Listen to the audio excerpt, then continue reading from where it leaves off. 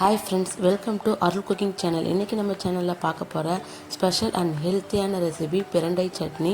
அதிகம் கால்சியம் இருக்கிறதால எலும்புக்கு ரொம்ப ரொம்ப நல்லது. இந்த சட்னியை ரொம்ப சிம்பிளாக ஈஸியாக எப்படி செய்யறதுன்னு நான் இன்றைக்கி செய்ய போகிறேன். ஃபஸ்ட்டு அதுக்கு கடாயில் ஒரு 2 ஸ்பூன் அளவுக்கு எண்ணெய் ஊற்றிக்கலாம். ஒரு 10 பல்லு பூண்டு, ஒரு கட்டை விரல் சைஸுக்கு இஞ்சியை சாப் பண்ணி அதில் சேர்த்துருக்கேன். பூண்டு இஞ்சி ரெண்டுமே நல்லா எண்ணெயில் வதங்கினதும் ஒரு 2 ஸ்பூன் அளவுக்கு கடலைப்பருப்பு, 2 ஸ்பூன் அளவுக்கு உளுத்தம்பருப்பு போட்டு நல்லா பொன்னிறமாக வறுத்துக்குங்க.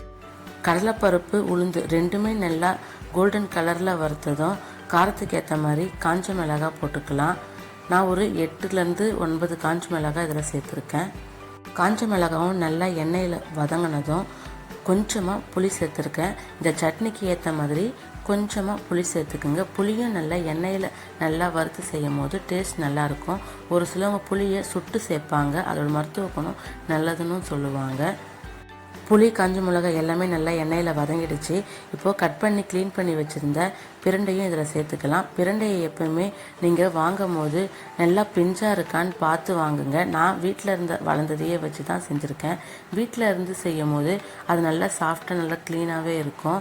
அதில் அந்த அளவுக்கு அரிப்பு எடுக்காது. ஆனால் கடையில் வாங்கி செய்யும் போது அது ரொம்ப முத்தி இருக்கும். அது வாங்காதீங்க, டேஸ்ட்டாகவும் இருக்காது. அந்தளவுக்கு ரொம்ப கை அரிக்கும். கண்டிப்பாக கை க்ளவுஸ் போட்டு க்ளீன் பண்ணுங்கள். க்ளீன் பண்ணும்போது கையில் அப்படி வெறும் கையில் பண்ணாலும் எண்ணெய் தடவிக்கிங்க. க்ளீன் பண்ணிட்ட அப்புறமா கையை சுடு தண்ணிலையும் வச்சு எடுத்துக்குங்க. ரொம்ப கொதிக்கிற தண்ணியில் வைக்க வேணாம், வெதுப்பாக இருக்கிற தண்ணியில் ஒரு 2-3 தடவை வச்சு எடுத்துக்குங்க. இப்போது பிரண்டை நல்லா வதங்கிடுச்சு. தேவையான அளவு உப்பும் போட்டு நல்லா வதக்கிட்டு ஆற வச்சிட்ட அப்புறமா அரைச்சி எடுத்துகிட்டு வந்திருக்கேன்.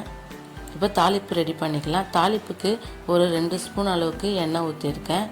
எண்ணெய் நல்லா சூடானதோ கடுகு, உளுத்தம் பருப்பு, காஞ்ச மிளகாய், கருவேப்பிலை எண்ணெயில் நல்லா குக்கானதும் அரைச்சி வச்சுருக்க சட்னியில் போட்டுக்குங்க. அவ்வளோதான், சூப்பரான ஹெல்த்தியான சட்னி ரெடி.